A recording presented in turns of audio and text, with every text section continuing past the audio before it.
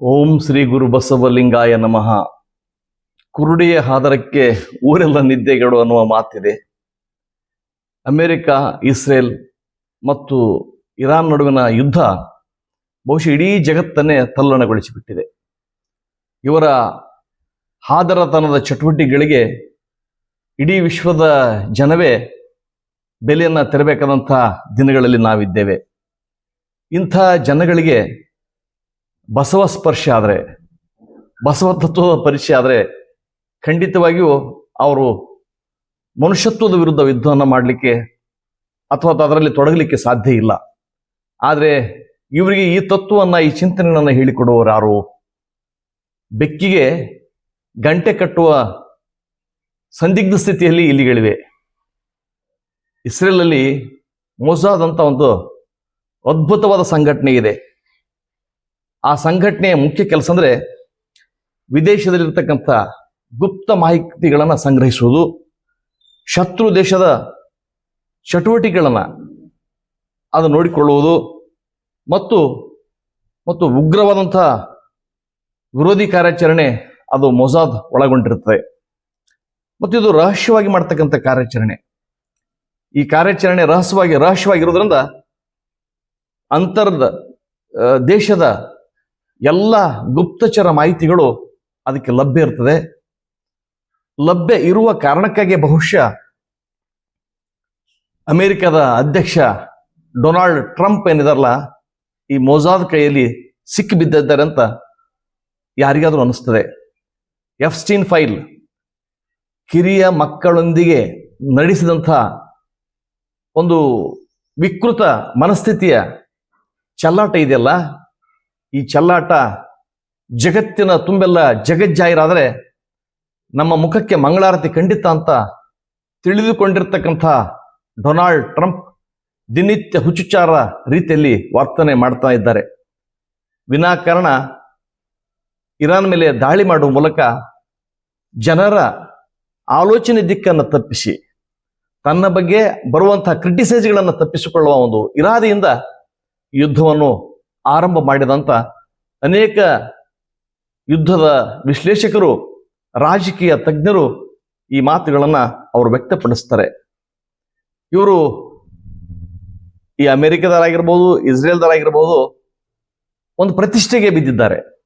ಪ್ರತಿಷ್ಠೆಗೆ ಬಿದ್ದು ಮನುಷ್ಯ ಕುಲವನ್ನೇ ನಾಶ ಮಾಡ್ತಕ್ಕಂಥ ವಿನಾಶಕವಾದ ಅಸ್ತ್ರವನ್ನು ಬಳಸುವ ಮೂಲಕ ಮಾನವ ಅಲ್ಲ, ಸಕಲ ಜೀವಿಗಳಿಗೆ ಕಂಟಕವನ್ನು ಉಂಟು ಮಾಡುವಂತಹ ಯುದ್ಧದ ಉನ್ಮಾದವನ್ನು ಉಲ್ಬಣಗೊಳಿಸಿ, ಇಡೀ ವಿಶ್ವದ ತುಂಬ ಉಲ್ಬಣಗೊಳಿಸಿ ವಿಶೇಷ ರಾಸಾಯನಿಕಗಳ ಮೂಲಕ ಈ ಮನುಷ್ಯ ಜೀವಿಯನ್ನು ಕೊಲ್ತಕ್ಕಂಥ ಕೆಲಸವನ್ನು ಯಾವ ಎಗ್ಗಿಲ್ಲದೆ, ನಾಚಿಕಿಲ್ಲದೆ ಮಾಡ್ತಾ ಇದ್ದಾರೆ.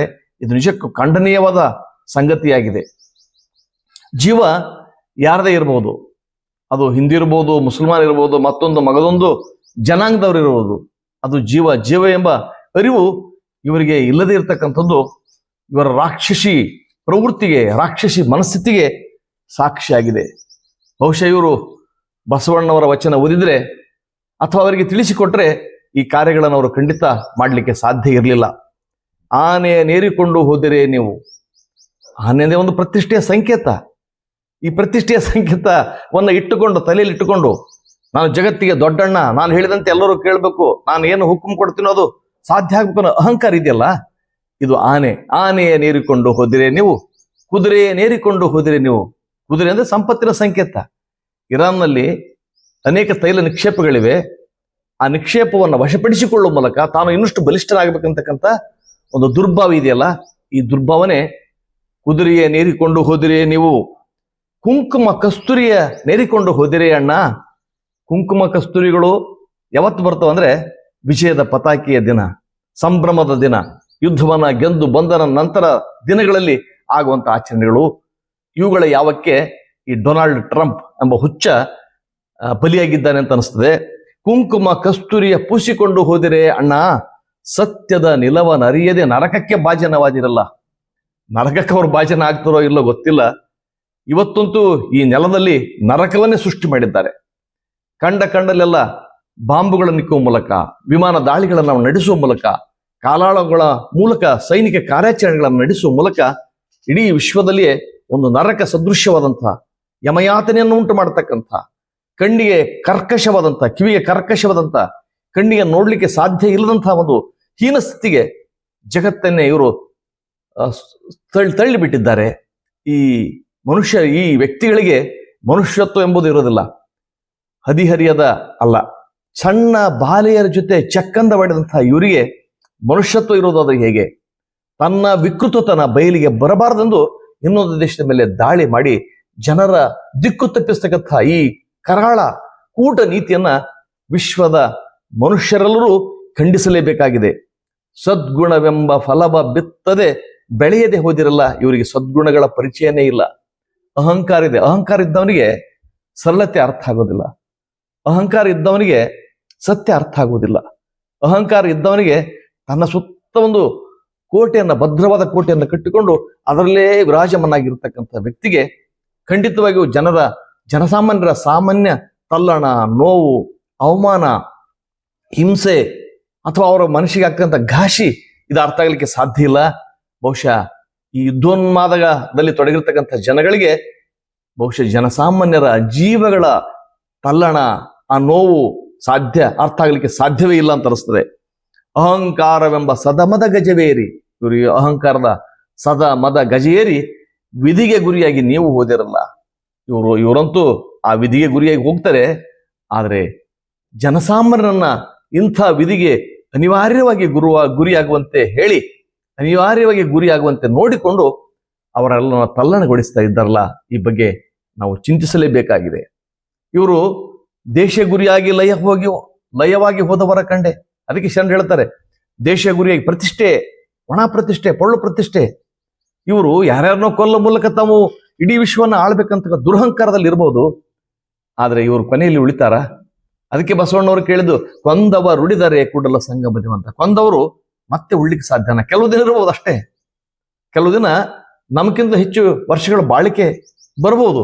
ಆದರೆ ಇವರು ಕೂಡ ಒಂದಿನ ಇಲ್ಲಿ ನಿಧನರಾಗಲೇಬೇಕಾಗ್ತದೆ. ಈ ಸತ್ಯವನ್ನ ಅರ್ಥ ಮಾಡಿಕೊಂಡವನಿಗೆ ಯಾರ ಜೊತೆ ಹೇಗೆ ವ್ಯವಹರಿಸಬೇಕು, ಸಮಸ್ಯೆಗಳನ್ನು ಹೇಗೆ ಬಗೆಹರಿಸಬೇಕು, ಈ ಸಮಸ್ಯೆಗಳನ್ನು ಬಗೆಹರಿಸುವ ಮೂಲಕ ಈ ಮನುಷ್ಯ ಜೀವದ ಸಾರ್ಥಕತೆಯನ್ನ ಹೇಗೆ ಪಡಿಬೇಕಂತಕ್ಕಂಥ ಅರಿವು ಖಂಡಿತ ಇವರಿಗಿಲ್ಲ. ಇವರು ಅರಿವುಗೇಡಿಗಳು ಇರೋದ್ರಿಂದಲೇ ಈ ಅಧ್ವಾನಗಳು ಜಗತ್ತಿನಲ್ಲಿ ಸೃಷ್ಟಿ ಆಗ್ತಾನೆ ಇವೆ. ಮೋಸ, ವಂಚನೆ, ಧಗಾತನ, ಒಂದು ನಾನೇ ಶ್ರೇಷ್ಠ ಅಂತ ಅಹಂಕಾರ ಇದೆಯಲ್ಲ, ಈ ಅಹಂಕಾರ ಹಾಗೆ ಮೆರಿತಾ ಇದೆ, ಹಾಗೆ ಬೆಳೀತಾ ಇದೆ. ಇದಕ್ಕೆ ಕೊಡಲಿಕ್ಕೆ ಪೆಟ್ಟಾಗಬೇಕಾದ್ರೆ ಖಂಡಿತವಾಗಿಯೂ ಇವರಿಗೆ ವಚನ ಸಾಹಿತ್ಯದ ಅರಿವನ್ನು ಮೂಡಿಸಲೇಬೇಕಾಗಿದೆ. ತಮಂದ ಗುರಿಯಾಗಿ ಲಯವಾಗಿ ಹೋದವರ ಕಂಡೆ. ಇವು ತಮಂದಕ್ಕೆ ಗುರಿಯಾಗಿದ್ದರೆ, ಕತ್ತಲಿಗೆ ಗುರಿಯಾಗಿದ್ದರೆ, ಯಾರನ್ನೋ ಗೆಲ್ಲುವ ಮೂಲಕ, ಯಾರವನ್ನೋ ಮೋಸದಿಂದ ಕೊಲ್ಲುವ ಮೂಲಕ ನಾನು ಶ್ರೇಷ್ಠ ಅನ್ನೋಕಂತಕ್ಕಂಥ ತಮಂದಕ್ಕೆ ಇವರು ಗುರಿಯಾಗಿದ್ದಾರೆ. ಆದರೆ ದುರಂತ ಅಂತಂದ್ರೆ, ನಾವು ತಮಂದದಲ್ಲಿ ಗುರಿಯಾಗಿ ಅದಕ್ಕೆ ಒಳಗಾಗಿ, ಅದರ ಕಾರ್ಯಾಚರಣೆಗೆ ಒಳಗಾಗಿ ಏನೆಲ್ಲ ಬಾರಾಬಂಧಗಳನ್ನು ಮಾಡ್ತಾ ಇದ್ದೀವಿ ಅನ್ನೋ ಅರಿವು ಖಂಡಿತವಾಗಿಯೂ ಈ ರಾಕ್ಷಸಿ ಮನಸ್ಸುಗಳಿಗೆ ಇರ್ಲಿಕ್ಕೆ ಸಾಧ್ಯನೇ ಇಲ್ಲ ಅಂತ ಅನಿಸ್ತದೆ. ಕಾಯ ಗುರಿಯಾಗಿ ಬೆಂದು ಹೋದವರ ಕಂಡೆ.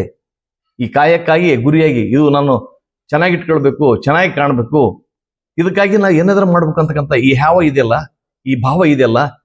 ಈ ಭಾವಕ್ಕೆ ಗುರಿಯಾದವರೇ ವಿಶ್ವದ ತುಂಬೆಲ್ಲ ತುಂಬಿದ್ದಾರೆ. ಎಲ್ಲೋ ಅಲ್ಲೊಬ್ರು ಇಲ್ಲೊಬ್ರು ಈ ಕಾಯವನ್ನ ಮೀರಿ, ಇಂಥ ಹೀನ ಭಾವಗಳನ್ನ ಮೀರಿ ಇರುವಂಥ ಮನಸ್ಥಿತಿಯವರು ಇಲ್ಲಿದ್ದಾರೆ. ಆದರೆ ಕುರುಡು ಕಾಂಚಾಣ ಕುಣಿಯುತ್ತಲಿತ್ತು ಅಂತ ಏನು ಬೇಂದ್ರೆ ಅವರು ಒಂದು ಕಡೆ ಹೇಳ್ತಾರಲ್ಲ, ಇವತ್ತು ಕುರುಡು ಕಾಂಚಾಣದ ಜೊತೆಗೆ ಅಹಂಕಾರದ ಸದಮದ ಗಜಗಳನ್ನು ಏರಿ ಹೊರಟಂತ ದುಷ್ಟರು ಇಂಥವರು ರಾಜಕೀಯ ಪ್ರವೇಶ ಮಾಡಿದ್ದಾರೆ. ಶಿಷ್ಟರಿಗೆ ಅವರು ಬದುಕುವುದೇ ದುಸ್ತರ ಅನ್ನುವ ಸ್ಥಿತಿ ಇವತ್ತು ನಿರ್ಮಾಣ ಆಗಿದೆ. ಇಸ್ರೇಲ್ ಮೊಸಾದಂಥ ಒಂದು ಉಗ್ರವಾದಂಥ ಒಂದು ಕಾರ್ಯಾಚರಣೆಯ ಒಂದು ಸಂಸ್ಥೆಯನ್ನು ತನ್ನಲ್ಲಿ ಇಟ್ಕೊಂಡು ಆ ಮೂಲಕ ವಿಶ್ವದ ಅನೇಕ ದೇಶಗಳ ಗುಪ್ತಚರ ಮಾಹಿತಿಗಳನ್ನು ಸಂಗ್ರಹಿಸಿ ಅವುಗಳ ಮೂಲಕ ಅವುಗಳನ್ನು ಹೇಳಿಕೊಳ್ಳುವ ಮೂಲಕ, ಅವರಿಗೆ ಹೇಳಿಕೊಳ್ಳುವ ಮೂಲಕ, ಅವರನ್ನು ಎತ್ತಿಕಟ್ಟುವ ಮೂಲಕ, ಅವರನ್ನು ಬಳಸುವ ಮೂಲಕ ತಾನು ಶ್ರೇಷ್ಠ ಅಂತ ಮೆರಿತಾ ಇದೆಯಲ್ಲ, ಇದನ್ನು ಕೂಡ ಈ ಅಹಂಕಾರದ ಕೊಂಬೆ. ಈ ಕೊಂಬೆಯನ್ನ ಕೂಡ ನಾವು ವಿಚಾರಗಳ ಮೂಲಕ ಕೊಲ್ಲಬೇಕಾಗಿದೆ, ಚಿಂತನೆಗಳ ಮೂಲಕ ಕೊಲ್ಲಬೇಕಾಗಿದೆ. ಇವತ್ತು ಜಗತ್ತಿಗೆ ಬೇಕಾಗಿರತಕ್ಕಂಥದ್ದು, ಇವತ್ತು ಇಡೀ ಜಗತ್ತಿಗೆ ಬೇಕಾಗಿರುವಂಥದ್ದು ಶಾಂತಿ ಹೊರತು ಯುದ್ಧವಲ್ಲ. ಯುದ್ಧದಿಂದ ಏನಿದೆ? ನಷ್ಟ ಇದೆ. $1 ಗಟ್ಟಲೆ ಖರ್ಚಿದೆ, $1 ಗಟ್ಟಲೆ ಖರ್ಚಿದೆ, $1 ಗಟ್ಟಲೆ ಮಕ್ಕಳು ಸತ್ತು ಹೋಗ್ತಾ ಇದ್ದಾರೆ, ವ್ಯವಸ್ಥೆ ಹಾಳಾಗ್ತಾ ಇದೆ. ಸುಮಾರು ಈ ಯುದ್ಧದ ದುರ್ವ್ಯವಸ್ಥೆಗೆ ಗುರಿಯಾಗಿರ್ತಕ್ಕಂಥ ದೇಶಗಳು ಮೇಲೇಳಬೇಕಾದ್ರೆ ಇನ್ನೆಷ್ಟು ವರ್ಷಗಳ ಕಾಲ ಹಿಡಿತದೋ ಗೊತ್ತಿಲ್ಲ. ಮನುಷ್ಯತ್ವವೇ ನಾಚಿ ನೀರಾಗ್ತಕ್ಕಂಥ ಸಕಲ ಜೀವಿಗಳು ಹೇಸ್ತಕ್ಕಂಥ ಈ ಕೃತ್ಯ ನೀಚ ಮನುಷ್ಯ ಮಾತ್ರ ಮಾಡಲಿಕ್ಕೆ ಸಾಧ್ಯ ಇದೆ ಅಂತ ಇವತ್ತು ಜಗತ್ತು ನಮ್ಮ ಮುಂದೆ ತೋರಿಸಿಕೊಡ್ತಾ ಇದೆ. ಇವರಿಗೆ ಮಾನವೀಯ ಸ್ಪರ್ಶ, ಮನುಷ್ಯತ್ವದ ಅರ್ಥ ಮಾಡಿಸಬೇಕಾದಂಥ ಸಾಹಿತ್ಯ ಎಲ್ಲೂ ಇಲ್ಲವಾಗಿದೆ. ಆದರೆ ಹೆಮ್ಮೆಯಿಂದ ಹೇಳಬೇಕಂದ್ರೆ ಕನ್ನಡದಲ್ಲಿ ಅಂತ ಅತ್ಯದ್ಭುತವಾದ ಸಾಹಿತ್ಯ ಬಸವಾದಿ ಶರಣರು ಬರೆದು ಹೋಗಿದ್ದಾರೆ.